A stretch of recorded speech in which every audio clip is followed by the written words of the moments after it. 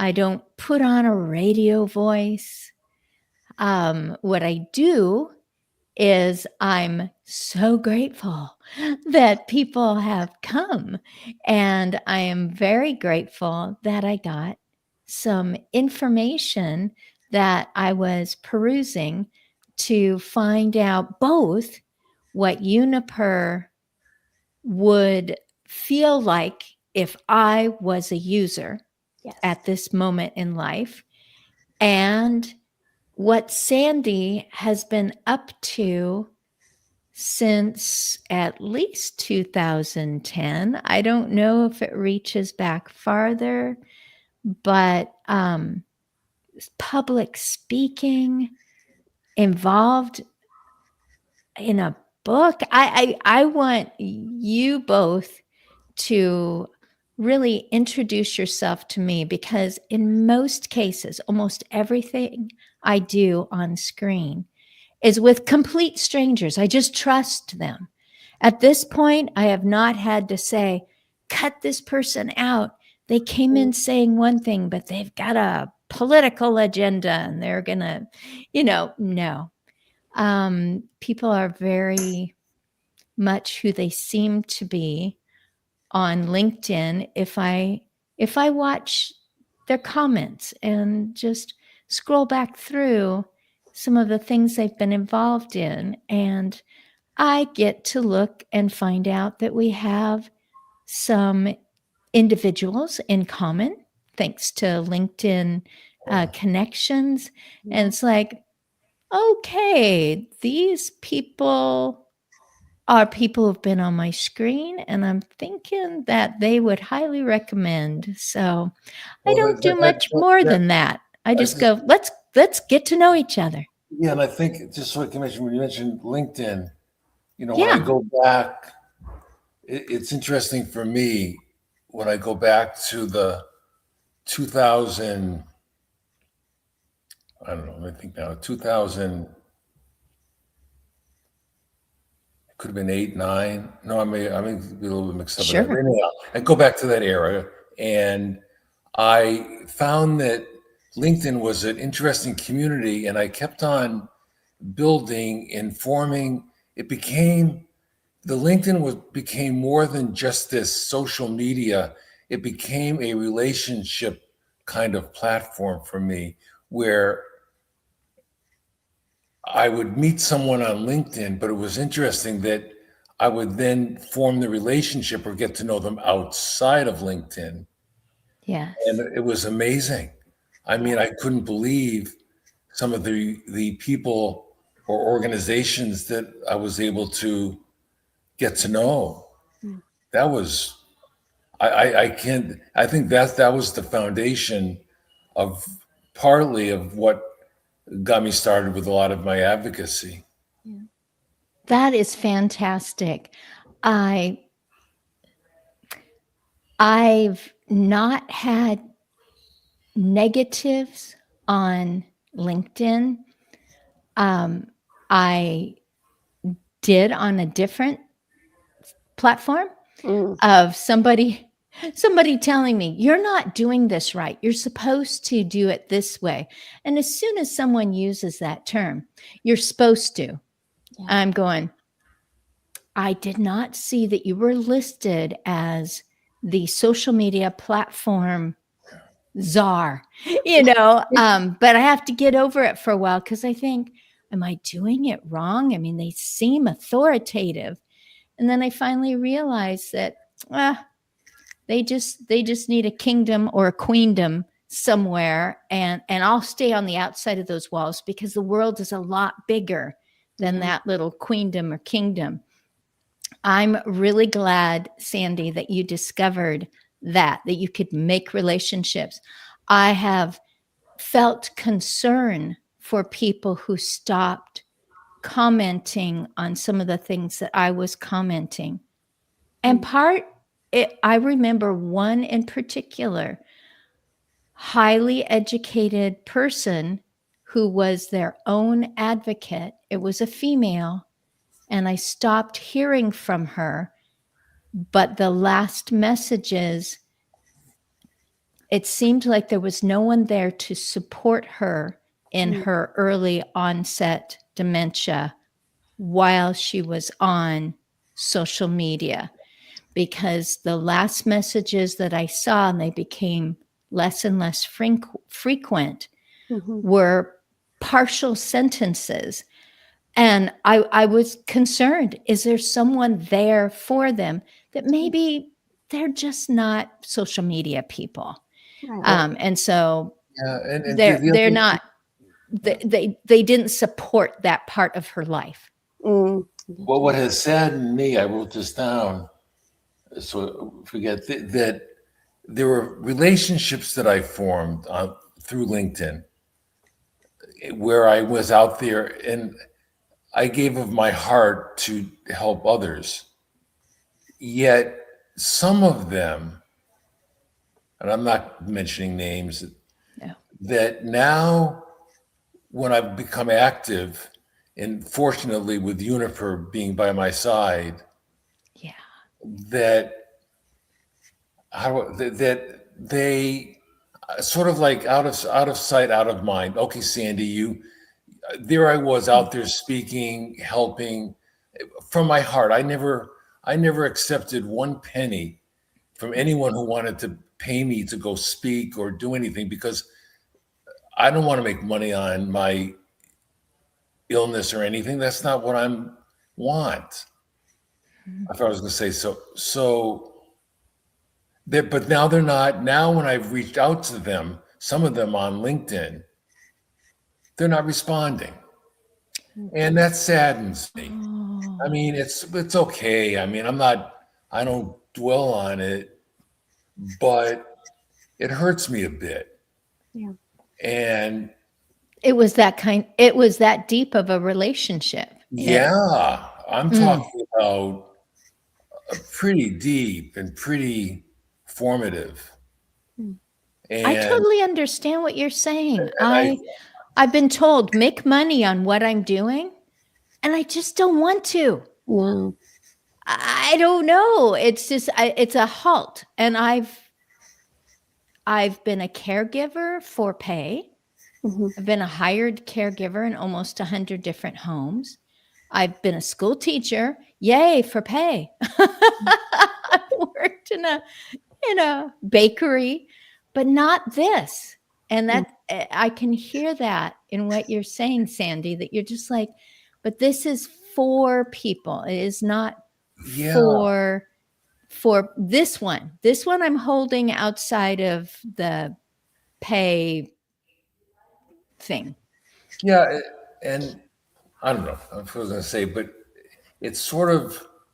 I mean, I'm not too aggressive, and I'm not, badgering people. No. But it's sort of like, let's have a conversation. For example, my relationship with Uniper, I'm an ambassador. I'm not employed by Uniper, but I want others to have the benefit that I get with all of what I'm going through, and then be able to, like we're talking now live together, to have a relationship, to talk to people, to get to know the people, and whether it's you're playing a game or whether you're having a conversation about what food you like to eat. I mean, so Uniper has helped me be in a community. So that's been ingratiating. There's no turn away from that. That's positive. Yeah. And I'm not, when I advocate for Uniper, it's not like I'm trying to sell it. I'm just trying to have other people enjoy the benefit of what how it's helped me. That's all. Yeah. Your experience and what you were describing, which was, are you playing a game? Are you eating? That is like a perfect segue. I feel like you two are practiced a little bit of maybe you've done this before, because that's a beautiful segue over to Chrissy for her to say, this is what you experience when you're part of the Uniper family, which can sound like, oh yeah, right, I'm going to be part of the giant conglomerate corporate family. And it's like, no, when you get together on a screen with some people who are less concerned about whether it's good hair day, Right. and much more concerned about, we missed you the last couple of times. Yes. We hope it was for good reasons. Did you go on a vacation? Did you see the grandkids? Whatever it might be. Yeah. And Uniper is for everyone.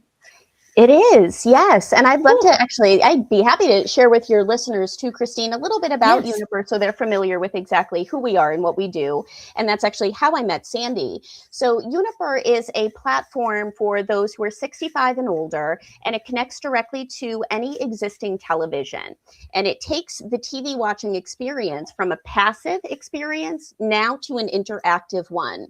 So Uniper connects directly to the TV, as I mentioned, and it comes with a little camera and a remote control.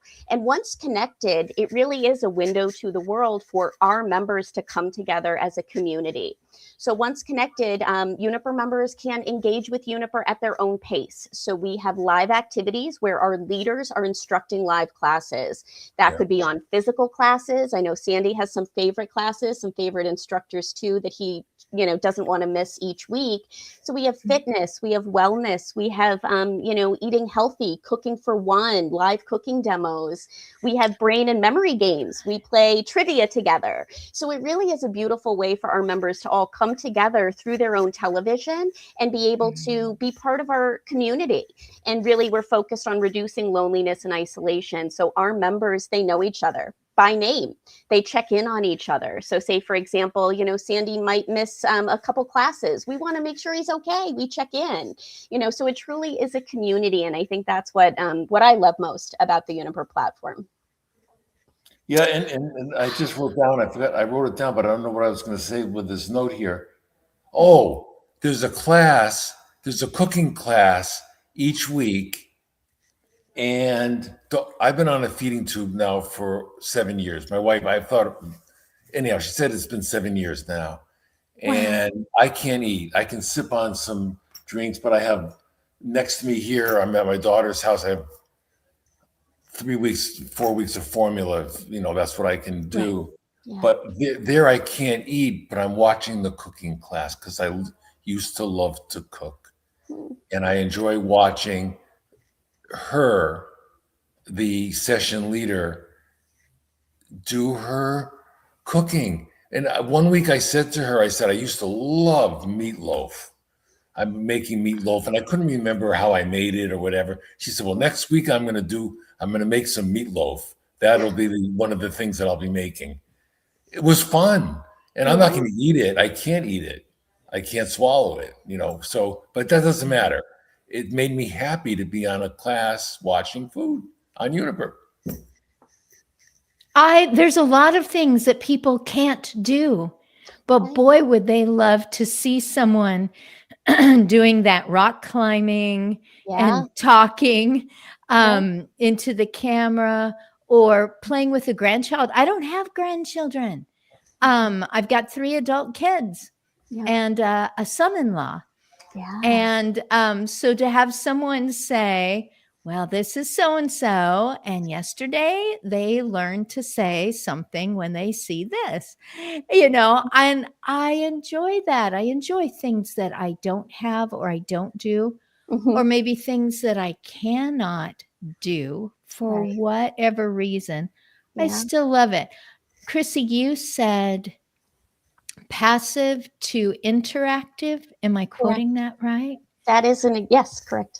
Yes. So it was a concern at the beginning of time when TVs first entered homes of we're just going to have children who have these buzzy little things in their eyes and they're just going to walk around like zombies.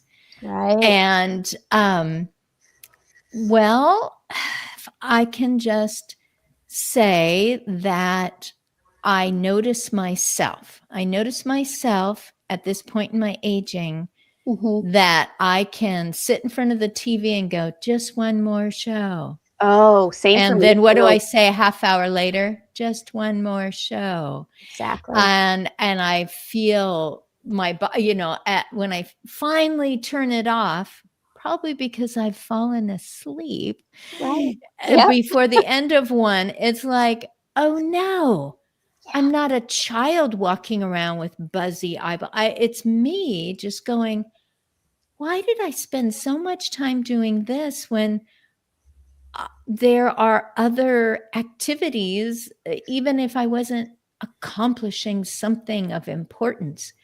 Yeah. So many other things that I could do in the evening. And I'm just like, the difference is it's just coming at me, at me.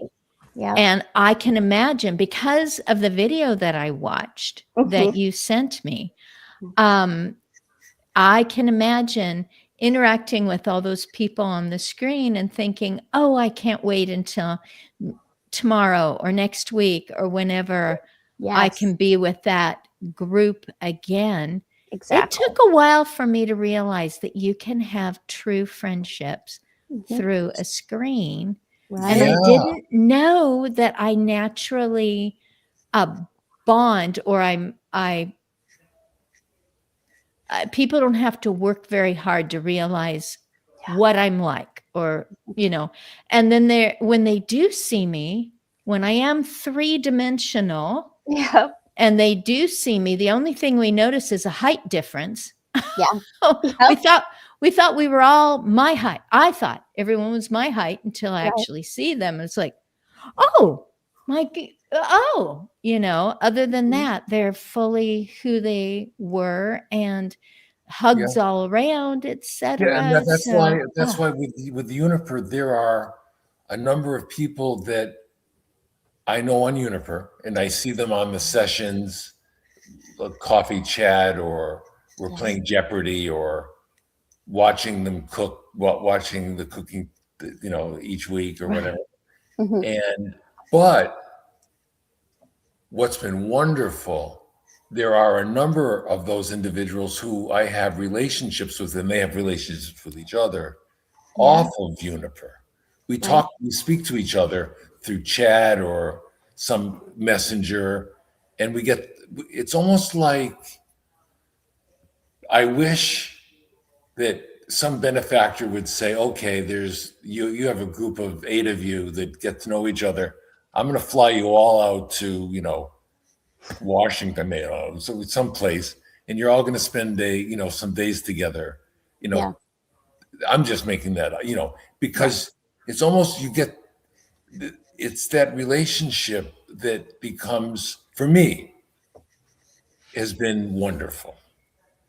And I do have to, and I think, Sandy, too, like in our conversations, it's these beautiful friendships that get forged that span just beyond, you know, the Uniper platform. And we started really to reduce loneliness and isolation because so many of our members were either homebound, they weren't able to get out as much as they used to, and they were spending anywhere up till 12 hours in front of the TV each and every day, just idly, you know, watching television. And we said, why, instead of fighting the TV, let's use this as the channel through which to create this beautiful community.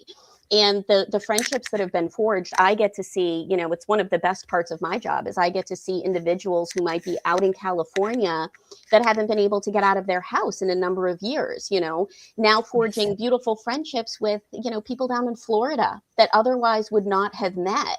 And that, to me, you know, I see people blossom that, you know, weren't on camera initially, that were a little bit more on the shy side.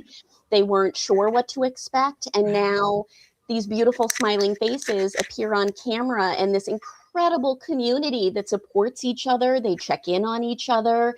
You know, it's just a beautiful thing to see. And I think turning the TV into a window to the world that otherwise they wouldn't have access to is just such an incredible gift. And seeing those beautiful friendships forge, you know, as Sandy had mentioned, it's just, it's amazing. Yeah. And I want to, Christy, I don't mean to overstep that, but Please, no, I wrote down here that the TV, I've used a TV, but you can use Uniper on your cell phone You can. on your computer, your laptop, Yeah. on I don't have a tablet, but you could use it on a tablet. Yeah. So if I'm just somewhere and I want to go on, I'm sitting somewhere and there's a Uniper program going, I could just use my cell phone and go on. Yeah. It's amazing. Absolutely. So I'm not saying this as an advertisement. I'm saying it's the relation, it's the ease of relationship that's so heartwarming. And I guess I spend probably, particularly since I've had some significant another health issues, I've been home probably 85-90% of the days. I've had no choice. And there was a time when I was that ill that I really couldn't even, it was a few weeks I couldn't get onto Uniper. I just wasn't emotionally, physically able to. But I knew that it was there. And, I see, and I never complain, I see others that are on Uniper and using their walkers or wheelchairs, or it's their assistant. Everyone. It's a wonderful community for that sense, and for me being at home and engaging in that. And I'm not saying anything like my feeding tube or whatever stuff to complain about my health. It's been I've had a decline more recently with things, and it's but it is what I take each day and do the best that I can do. Sandy, I heard you say just moments ago, but I knew it was there. Yeah. And I've learned that there's enacted support. A person comes and says, hey, let me get that heavy stuff off that top shelf so that you don't have to get up on a stepladder. That's enacted support. Then there's perceived support. I know that when my neighbor is at home, if I need that heavy thing off the top shelf because I'm just ready to use that machine or involve myself in my hobby or whatever it is, I know that when I see that car in that driveway, I can call over, and if he's available, he will come over and get that down for me. And it is satisfying and heartwarming in the moment, as opposed to someone who thinks there really isn't anyone for me. Anyway, no one checks on me or checks on me. That could sound like invading my independence. I'm not making any difference whether I do something or not, whether I get out of bed today or not. Yeah. It sure would be nice if someone would point out my value. Even a person who goes, Sandy's back, Right. or we saw that your box was off, but that you were listening or maybe looking, if you're, I don't know, if your rectangle is dark or something. And it's like, okay, he's listening, but today's just not a day to come on. Yeah. Because it is an emotional energy that you have to put forth to be with other people. Because those days when there was a bronchial issue, I had pneumonia, and it was hard for me. It was not just the pneumonia, but the fatigue, and I'm still experiencing it. It was like it was the not just the chest discomfort, but the fatigue and the drain was like, whoa. So, but you're right. I could just go and be blank screen and and watch. Yeah.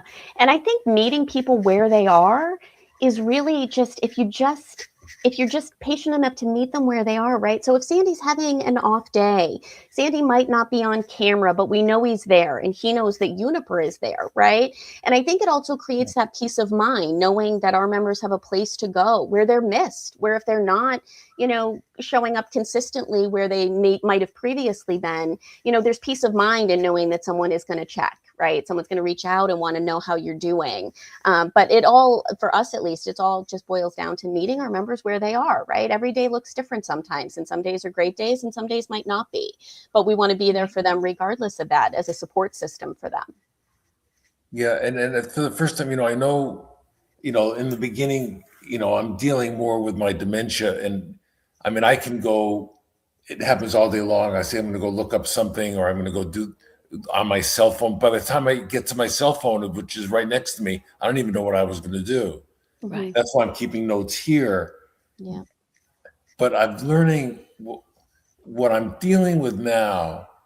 And Chrissy, I never even talked to Chrissy about this. I'm dealing with more of the significant things with my aging, and trying to be positive about the aging. And I mean, I take chemotherapy every morning for a blood condition, and I have the feeding tube, and that's a day, that's a whole, and my other conditions and other stuff. But I'm dealing with the age of aging more and feeling it now more than I ever have. And I have, because of my dental background, in which involves some medical background for sure. I was going to say, I'm sorry. Give me a second. That I'm aware, and I haven't even talked to my physician about it. There's something else going on right now. Mm-hmm. I know. Yeah. And I'm not self-diagnosing whatever, but I think something, and it is what it is. So there, it's all about navigating that whole healthcare system, and it's something that I'm finding more challenging to do. Particularly with these physician portals. I mean, I was going through the throes of the pneumonia and getting a bronchoscope and cultures, but my physician, and if he's listening, let him listen. It was not the portal's not responsive, and I tried to write to them, "Hey, I'm not feeling well. Can you help me?" And you don't get a response. I don't know if anyone's ever experienced a physician's portal. Some are very excellent, and some, I was sort of like, they sort of put me in a corner, like I'm a labor-intensive patient, or, I'm aging and I need help. There certainly are people who are medical and they've been told, you need to improve your bedside manner. Well, then everyone was thrown into being on TV, like teachers. They have to teach on TV. So their class is scrolling on the side of their screen. And some adapted very easily, and some you would never know that they were excellent in their field because it was so they just, I don't know, they just wanted to turn that thing off and just wait for things to normalize again. And doctors now, they're going portal a lot. My only experience with portal is alongside one of my loved ones, and that went really well each of those times. And I thought, it happened to be a man, good for him, because it's so different than seeing a person walk in and maybe watching them wince as they walk and go, you've got some pain going on, but that's different than what you've told me here. And it's like, well, when I lift my leg, and it's like, well, you've got two things going on at once, and they could actually be interacting, or the drugs, to sit someone stationary and go through imaginary questions. When you walk, do you wince? I'm sorry that it has been not as helpful trying to do that from home. That is something that I noticed on the Uniper link, just at the samplings of some real interactions that you have on there. And then maybe it was a paid actor to act like the doctor, or file footage or whatever. But to have that doctor's face be much bigger than on a phone, or even on a tablet, or maybe your typical laptop, to have that face that large. And I would hope that the doctors would have a very large screen too, so that they can notice those changes in the face when you're talking about, and they're just like, it sounds like you're reluctant, or it looks like you're reluctant, etc. Just reading a person. So that is one of the features that Uniper offers, is that you can talk with your doctor on the portal on a big screen. On a big screen right in the living room. So in addition to creating communities where it's really peer-to-peer, where it's older adult to older adult, creating kind of friendships and engaging in live activities, we also have a feature on Uniper that allows our members to engage with their clinical team. So if they have a social worker, OT, PT, all of those types of groups that might want to do a clinical consult or a telehealth appointment on Uniper, we are HIPAA compliant. So some of our members, it's really difficult for them to get out, as I had mentioned. Maybe transportation might be an issue.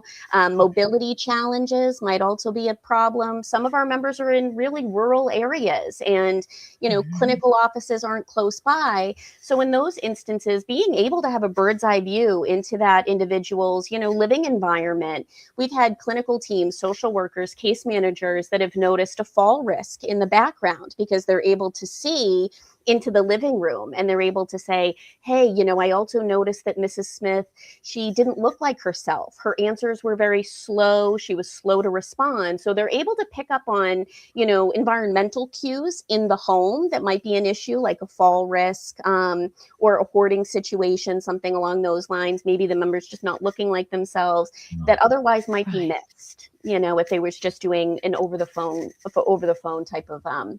You know what I wrote down, and I wish when that book that you saw that my name is on, that I wrote it. Well, someone interviewed me and wrote the entire book. I don't think I wrote many words at all in that entire book, but I wish the one expression, and I've come up with this when I go for a medical visit, I would like to say to the physician, spend an hour in my body. And then we'll talk. Spend an hour in my body, doctor. Feel what my memory is going through. Feel what my chemotherapy feels like. I'm making that up. Or feel like my feeding tube. Go do a feeding. I'm making it. You know what I'm saying? It's like, but experience what my body is feeling, and then getting away from the 5-minute, 10-minute office visit. Right. Yeah. I don't know. I just feel that way. I'm trying to put more compassion into what might be somewhat of a broken healthcare system to some degree, with all the needs that are going on in medicine today. Absolutely. You mentioned in LinkedIn about your father, and that he had, I'm hoping that I'm remembering the right thing that I read, that he had Alzheimer's. Is that right? He had dementia like me, and I got, people say Alzheimer's, and I don't want to talk about what's going on in my brain and the MRIs and things that are occurring. And I just lost my train. But yeah, my dad was diagnosed with dementia. And in the end, towards the end, the one person that he would talk to of everybody was me. And he would let me know I would really be afraid of dying, tell me. And one day I was wheeling him. It was so vivid, this memory. And he said, I'm outside of his, if one of the healthcare facility, nursing home, healthcare facility. And he said, is everything all right? He said, can I help you? And he reached to, he's in the wheelchair in his, the hospital garb, so to speak. And he reaches to his back pocket. Can I help you? What he wanted to do is give me a wallet and give me some money and help me. I've noticed that core values stick. I know that it can get to the point where a disease affects the brain, so the person is, I don't know, more quickly upset. The upset becomes disproportionate to the situation. And honestly, that can happen with anybody on anything, where you don't realize that there's a trauma that you've just triggered, or when a person it's the straw that broke the camel's back. It's just their last straw. It's just, I can't take one more change. I can't deal with one more disappointment. And it is good if I actually get to my point. Sorry. Oh, that's okay. Go ahead. I'm hoping that I do get to my point. The core values of a person can be reached even at the point where you think they don't recognize the people anymore as being those people that they always used to recognize. But lo and behold, when I was caregiving, which basically I was giving peace of mind to a loved one, that whatever happens, I'll either call you or I'll handle it, or both, whatever you want me to do, so that you can do something else for a little while. I will come and be in your stead. So this person, I could not console them emotionally. And I finally said, oh no, oh dear. And the person's whole demeanor changed. And I said, I need help. And they responded, what do you need help with? And I said, I'm not sure. And they went through a list. Let's solve this problem. And I went, there she is. There you go. There's that mom who literally sewed clothing for the whole family. Yep. There's that person who held a job that made life better for other people, for clients and for customers. There she is. And it was the sound of my voice. Instead of going, don't talk that way, or why can't, it was like, oh no, I need help. And it's like, I'm here, man. Are you kidding? I've always been a superhero. Yep. And it was wonderful. I thought the core values are still there. And when people go, I'm at this point, I said, find which core value. Maybe it's your dad. What's that core value that you can go to of, doggone it, the car is making a weird noise again. Boy, Dad can't wait to pull up his sleeves and pop the hood. On the way, you can fix the hose and fix the everything else. And have a relationship time. You are the keeper of the relationship. Yep. And you also get to find those core values that were always there, whether they were fastidious about details, whether they just loved a good laugh. Let's tell those jokes one more time. So that's my little preaching for today. Yeah, I know that my wife and both my daughters, even my grandkids, it's not just my memory, because they see those lapses and they'll try to care for me. I want to make a point here that I know, and I'm aware often where they're supporting me without telling me that, oh, grandpa, or oh, Sandy, my wife, or she knows when and she'll just, earlier on, going back some years ago, she would be more, oh, Sandy, you remember that, or Sandy, you don't, she's that those days are over. Mhm. With even my kids, and Dad, don't worry about it. You'll remember it later, or whatever. It doesn't matter. Yeah. And I'm actually at the point when I forget something, and I forgot the person's name who I know really well. I couldn't remember the name, so I had to go on LinkedIn. Finally, found the name, and I thought I was going to say, anyhow, I can't remember. Anyhow, it's the emotions that happen besides, and the behaviors besides the memory, and they're they can be troublesome. Yeah. But that's, talk about aging and other stuff, but that's, I guess it's like having someone come into the home who has their first language is different than your first language. And you're finding that common ground. Yeah. That you're patient with each other. You want to describe something to them. I love to make up scenarios too, Sandy. So I'm going to say you've got an international student that's staying with you, and they have trouble finding the words to express themselves. And you have a book that you're looking through trying to find, or using a device like, what word do I know? That's not what I mean. And that you both are practicing forgiveness and close enough. Yeah.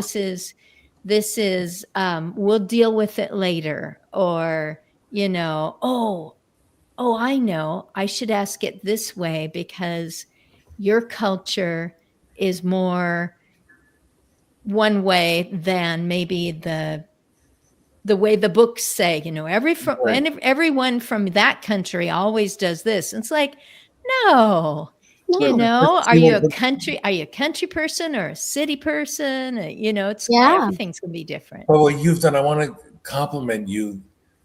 My wife will say to me, oh, Sandy, let's go out and you can go to the dining room with me. And there's this couple, they're a lovely couple. Well, I don't feel like it. Because they're going to say, where did you grow up? What did you do? And I don't feel like going through all that. But I'm just being blunt. I mean, that's a behavioral thing that that's forming another relationship that I may not want to do. But this has been a comfortable conversation, and I appreciate it. I want to thank you. I want to thank the people who taught me. The people who taught me are the people that I was present for, and some of them through several Christmases.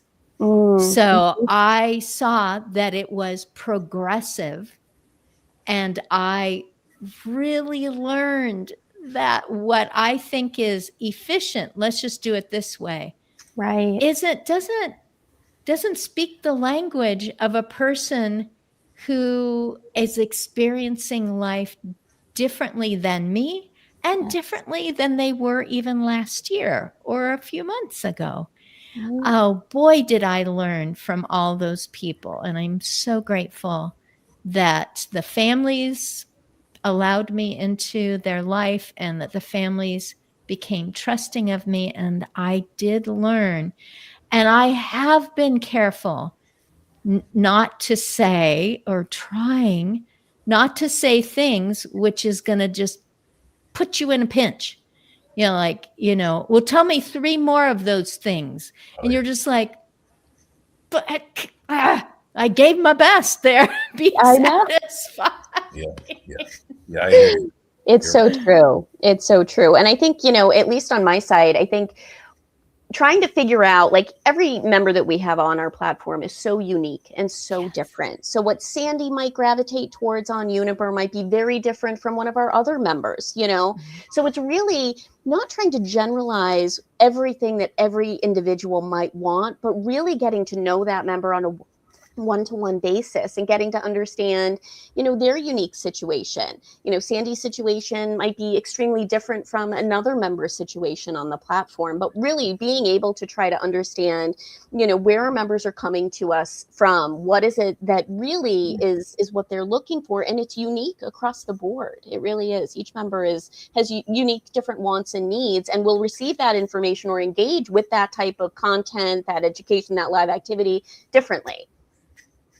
Chrissy, as we're coming toward the end, because it's really easy for me to make a whole hour go away. This has been I'm gonna ask you some if I was in charge of a community where people choose to move in there because they want to retain an amount of independence, but they also like the fallback position of, they'll do the cooking for me if I'm not up to it in my own apartment. Does this work if it's on a screen in the social room? Common areas, yes. Yes. Common areas, yeah. We actually do have some of our partners. We call them on the Uniper side care partners. Those are the organizations that we work with, and some of those are, you know, senior living, assisted living, and they've asked for Uniper access in common areas.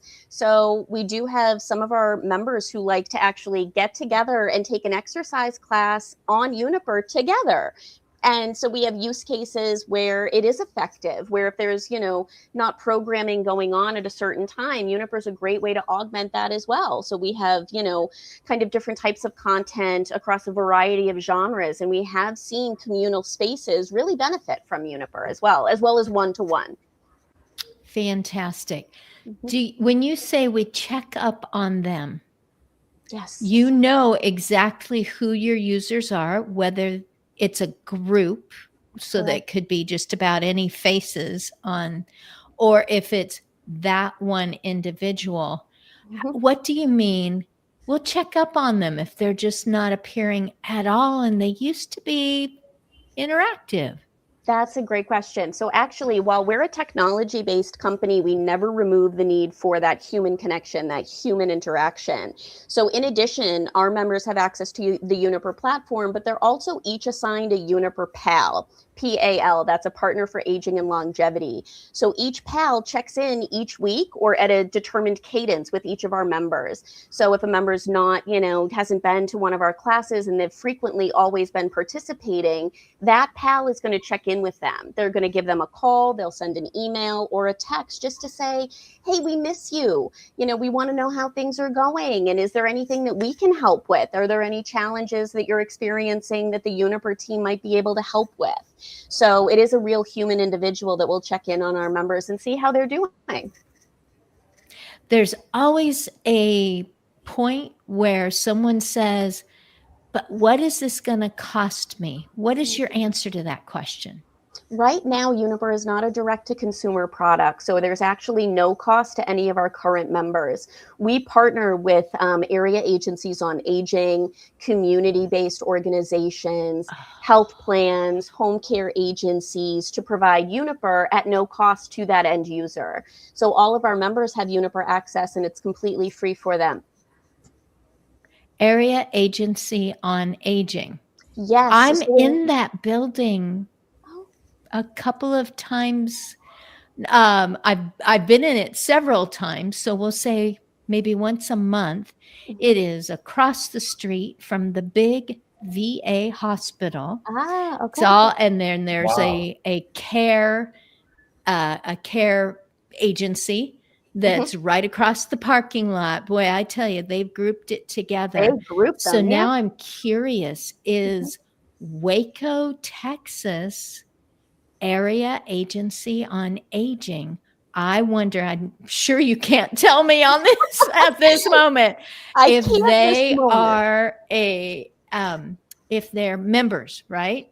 Exactly. Yes. Or if they're care partners. Which one do they fall under?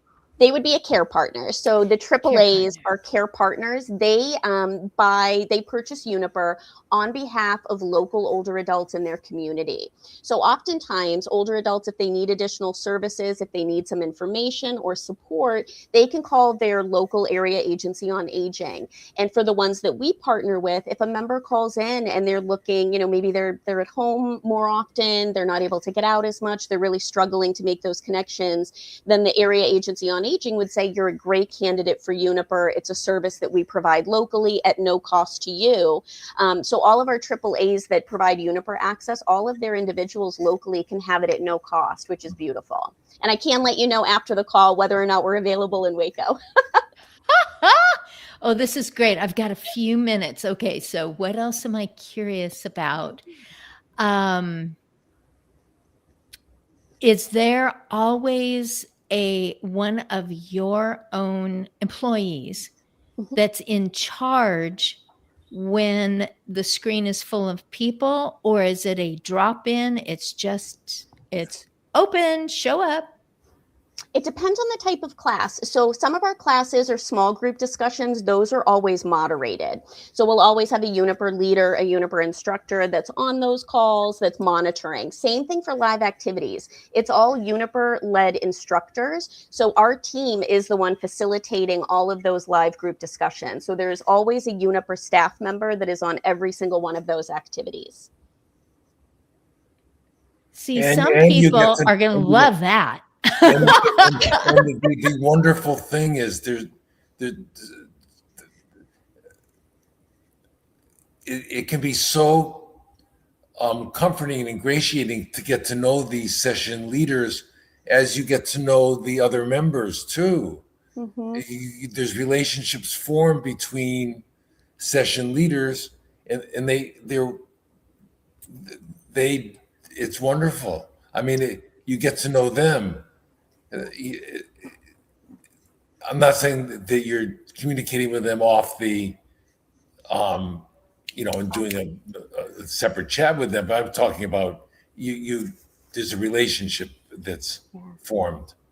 And one beautiful thing, Christine, I wanted, now that Sandy just jogged my memory, we have one great example of that with kind of bonding and really forging these amazing friendships.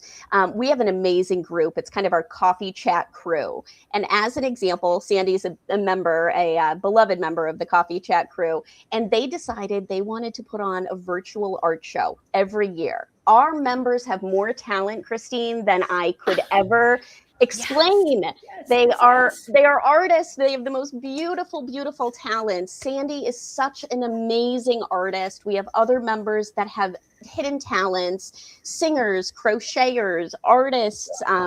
It would take me too long to try to tell you all the amazing things that they've created, but they came together and they all pulled together a virtual art show. So samplings of everyone's artwork is together. It's just those types of things that, it just sets us apart. I think it's so unique. And all of our members too know about the hidden talents of our other members within that coffee group. So it's just a beautiful way too that we really like to kind of bring those talents forward. And it's not just a Uniper lecture where people are talking at you. It is a community. Everyone's chatting and talking together. So that's another reason that we also have it moderated too, because we want everyone's voice to be heard. So we really try to make sure that everyone has a seat at the table. It's a safe space for everyone to come together and really kind of shine a light on all of these amazing things that our members do. And Chrissy and Christine, the thing that it took me a while, because I've been on Uniper for some years, is there are maybe some individuals who they're living alone, and this is, I feel fortunate that I'm living with my wife still living in a senior living facility in our apartment independently. And some of them will want to speak a little bit longer. And I just let that be, because this is their opportunity to be with others Yes. when they're alone. And yes, when you're being with yourself all the time, no matter how content you are, how I don't know, you're happy with your own company. Mhm. I know this because of what I do now, that you enter in, and I have sat for an hour and 15 minutes and nodded. And this is a person who is very content living on their own, and their interactions are almost all medical. Yeah. And I know the energy that comes flowing out of that person who maybe at the start said, well, maybe for a few minutes you can visit me because I am a client of the group that you're coming, that I'm a volunteer with here in Waco. And then whoosh. And it's just, I guess I just keep coming up with the same word, gratifying, but it's energizing to have someone else nod. And with that, I'm going to close us down.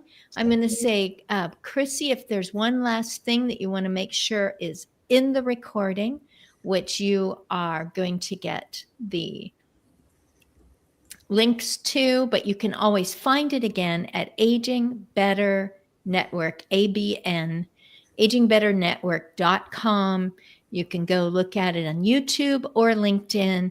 You can snag the link there and be able to use it for education, for promotion. I'm going to give you a minute, and then Sandy, you're an artist, so you'll flourish us out with one last thing you want to say. So Chrissy first, then Sandy. Amazing. Well, first I want to say thank you, Christine, for having me on today. It has been an absolute pleasure and a privilege to join your listeners. For anyone who's interested in learning a little bit more about Uniper, please visit our website, www.unipercare, all one word, .com. If you're interested in learning more, all of our information is available there. Or if you want to give us a call, our phone number is on our website as well. If you want to see if it's available in your area, our team can let you know. So anyone that's interested in finding out more information, please check out the website. All right, Sandy. And I wrote this down as we're talking. You can see how I've been writing down my notes. Yes. So, but I just want to let you know that this was a true gift to be on this conversation with both of you. With you, thank you, Christine, for having Chrissy and I. It was comforting. It was sort of almost like this was like a Uniper session, you could call it, in the sense of a chat. It was a conversation. That's what I'm feeling. It was a gift, and I felt at ease. It wasn't like if you said to me beforehand, Sandy, I'm going to ask you these 6 questions. I would have said, forget about it. I can't do that. That's not what I do now. Yeah. And so I thank you, and I appreciate everything, and this meant a lot to me. I'm glad that my style of being meshed well, and that the fact that I don't interview people. I just invite them over to the picnic table and say, hey, come on over. We're talking about stuff. And that's my style. Oh, I'm so glad. Hey, I'm going to wave goodbye, you guys. My husband's going to close the curtains. Okay. And then, but thank you, Sandy. Thank you, Chrissy. Have a great rest of your Mondays. Thank you, Christine. Thank you so Same to much. you. You all be well. Be well.